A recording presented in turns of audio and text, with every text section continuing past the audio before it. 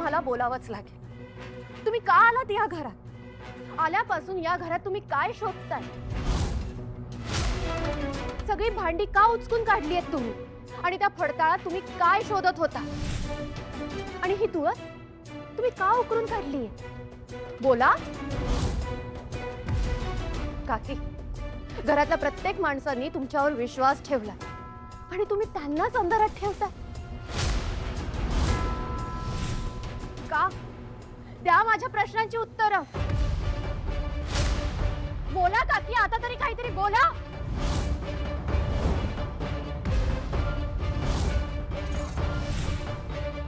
काय बोलू मी? अगं काशी हात धुवून माझ्या मागे लागले तू? काय पाहिजे तुला? तिथं एवढीशी मी आपलं तुळस खणली आणि सजवली म्हणून काय मी लगेच गुन्हेगार झाले का? हा, मी का आले, कशी आले, कसे पाय आले याचा काय गुन्ह्याला कबुली जबाब देतात तसं सांगायला पाहिजे का तुम्हाला? हा, काकी, सूर्या बाळा,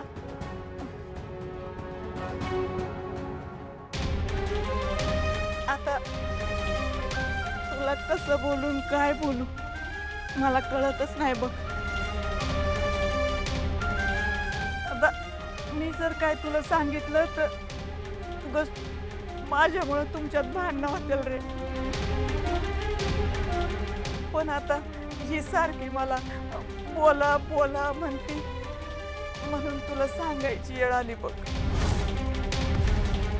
सूर्या बाळा, अरे या तुळजाने ना मला बळजबरीने इथं आणलं आणि मला काय बाय बोलायला सांगते। मला म्हणते मी जसं सांगल तसं तुम्ही बोललात तर तुम्हाला आयुष्यभर घरात ठेवून देईल म्हणून।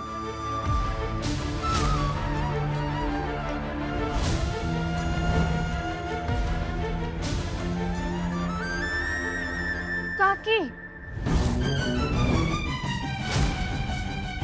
माझी जाव नव्हती बाबा अशी, पण ही पोरगी ना मला अजून बरकच समजते। अरे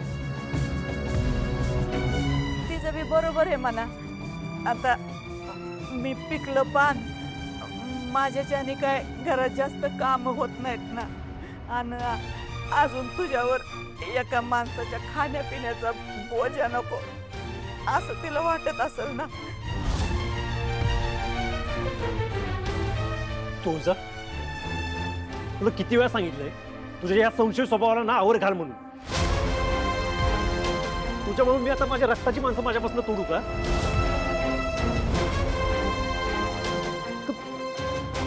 का तुला माझं कोण नकोय?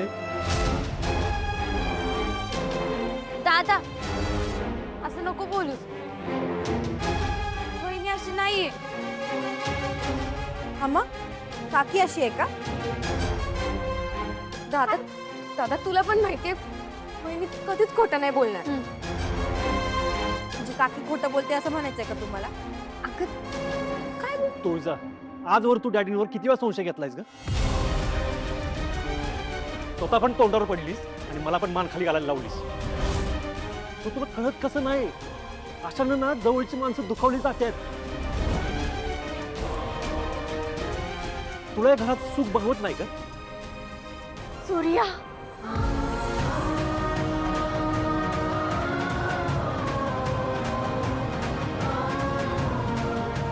वहिनी, दादा चुकीचं वागलायस तू। वहिनी,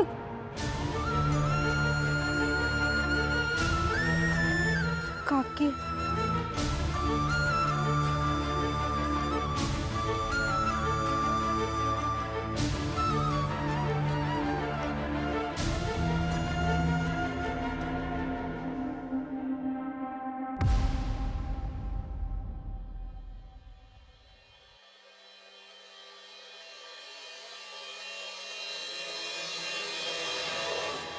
जाऊ बाई, मला खरंच माफ करावं। मी यायच्या आधी आपली पोरं ते गुन्ह्या गोविंदानं राहत होती, माझ्यामुळे आज त्यांच्यात फूट पडली. आपलं घर शांततेत राहावं, आनंदात राहावं असं वाटत असताना त्या घरात माझ्यामुळं आज वाद झाला. घराची सगळी शांतता भंग पावली आणि हे आता दुसऱ्यांदा झालंय बघा. पहिल्यांदा काय झालंय हे तुम्हाला माहितीच आहे. जाऊबाई, खरंच तुमची आणि या घराची मी अपराधी आहे. मला खरंच माफ करा जाऊबाई. पुष्पे हा झोपलेला आहेस वय अजून हा? एवढं जागरण चांगलं नाही, तब्येत खराब होईल. पोरं झोपली वय. म्या उशिरा येणार म्हणून दारू पिठाई जागी राहिलेस ना. भाऊजी, मला माझ्या चुकीचं प्रायश्चित्त करायचंय म्हणून मी झोपले नाही. आता ही गोष्ट मी आपल्या पोरांजवळ नाही बोलू शकत, पण तुम्ही मला समजून घ्या म्हणून तुमच्याजवळ सांगते मी. या बसू आपण, या.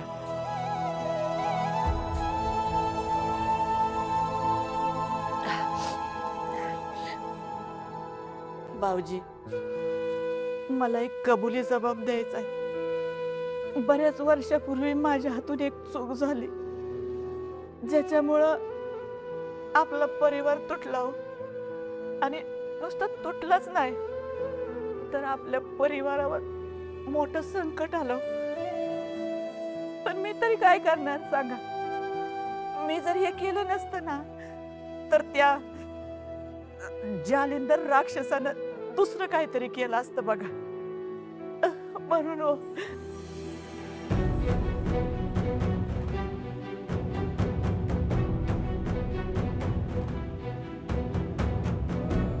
भाऊजी, खरं जो माझं चुकलं.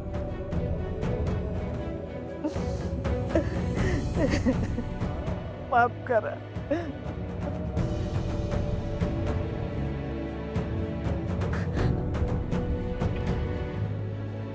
भाऊजी, भाऊजी ऐक, झोपले बाय. काय हो भाऊजी?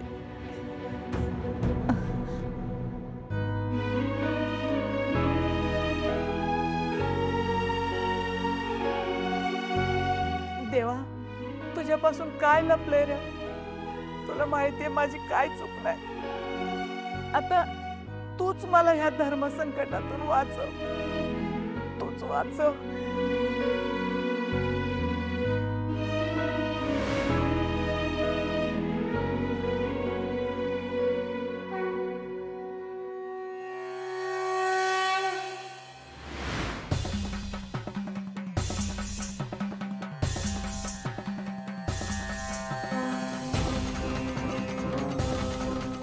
देवा, काय समजू आता?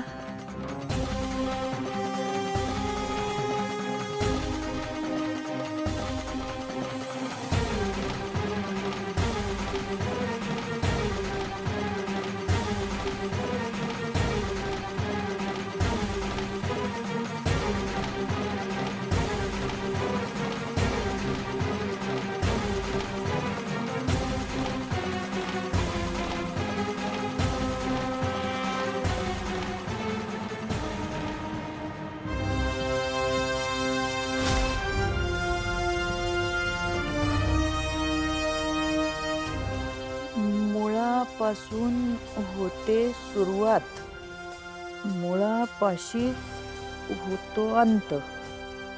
जन्म देतो आपण त्याला, पण त्यो गर्भातून येत नाही. टेकतो आभाळाला जाऊन, फळ देऊनी करतो उतराई. त्याच्या मुळाशीच आहे सारं, मातीत खोल खोल लपलेलं. काय रे देवा हे, काय कळेना.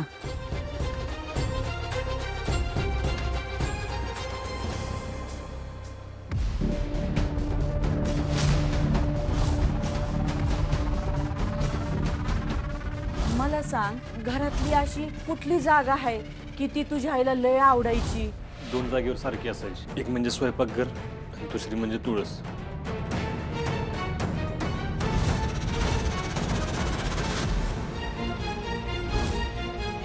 हा सूर्या असा एकटा का बडबड करतोय?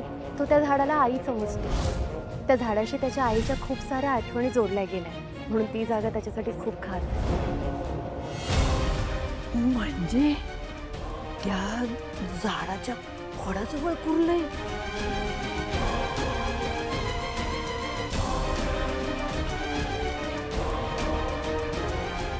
देवा, देवानं खरंच तुझा महिमा आगात आहे.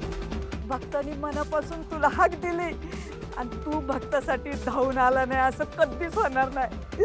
देवा,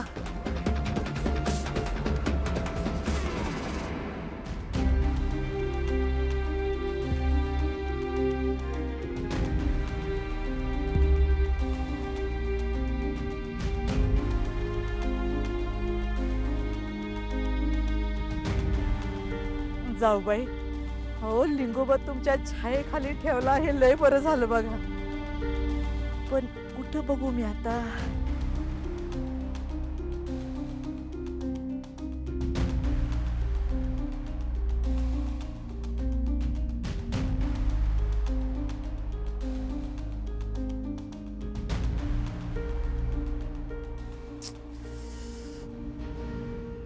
देवा परमेश्वरा, अरे आता इथपर्यंत तू मार्ग दाखवलास, आता पुढचा पण मार्ग दाखव ना तू. मला कळत नाही रे काय करावं ते.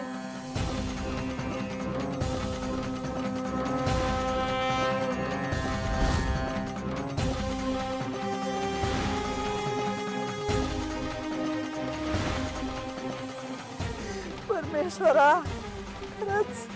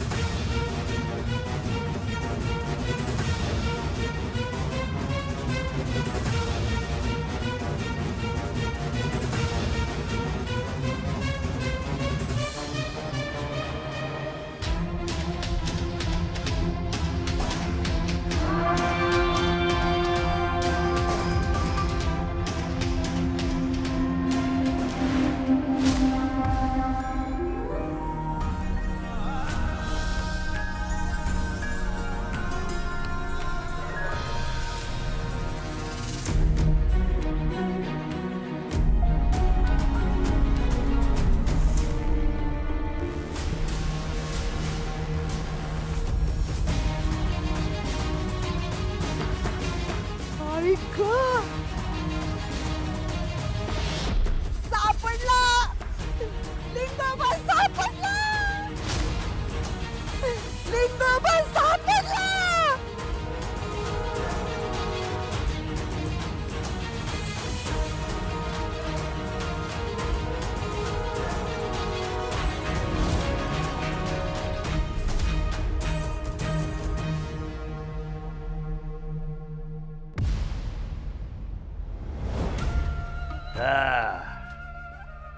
चिरंजीव, एकदा का तो लिंगोबा, तो खजिना आणि ते फरमान आपल्या ताब्यात आलं का आम्ही राजे इथले. आणि तुम्ही आमचे राजपुत्र. राज्य करू आपण, राज्य. हळूच. कोण विचारतो त्या आमदार शशिकांत सारनोबतला? सगळा गाव आपल्या पायाशी पूजा करतील आपली पूजा. कसं आहे, श्रीमंती अनुभवाला बी एक माज लागतो. ते सूर्याकडे कुठे बेकाऱ्यासारखी वागणूक त्याची ही स्टेट जर का त्याच्याकडे असती ना, वाट लावली असती सगळी. अरे आम्ही होतो म्हणून टिकवली, वाढवली.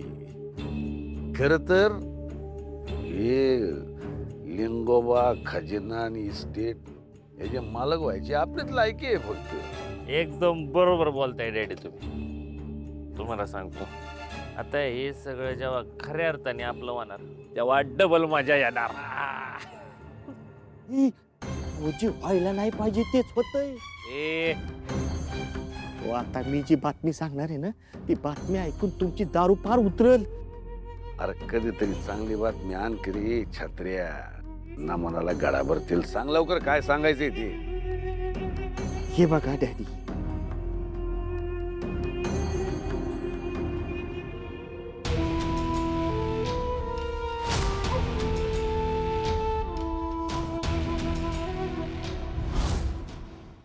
डॅडी ती पुष्पी फुटली बर का.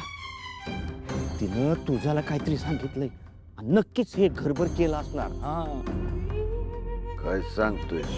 आता तिनं नक्की काय सांगितलं हे बघायला लागेल. पण लिंगोबाबद्दल सांगितलं असेल ना तर ठीक आहे. तुमच्याबद्दल जर का बोलली असेल ना, राज्य तर सोडाच, पण या गावात पाय ठेवायला जागा बी उरणार नाही आपल्याला. ए इकडे इकडे. या गावात आहे ना कुठल्या माणसात हिंमत नाही, आणि त्या सूर्यात तर नाहीच नाही. डॅडी डॅडी तुम्हीच बघा आता.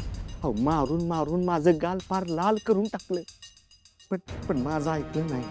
डॅडी अहो पुष्पी पलटणार. अहो ती पलटली. अहो तुळस खोदताना तो लिंगोबा कागदपत्र तिला सापडले असणार आणि ही बातमी तिनं सूर्याला सांगितली असणार. ए बस बस बस. बडबड बडबड बडबड एक शब्द जरी बोललास ना, मस्काट फोडून टाकेन तुझा.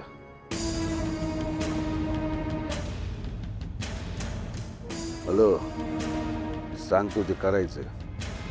आणि काय गडबड झाली तर तू आहेस आणि मी आहे. मग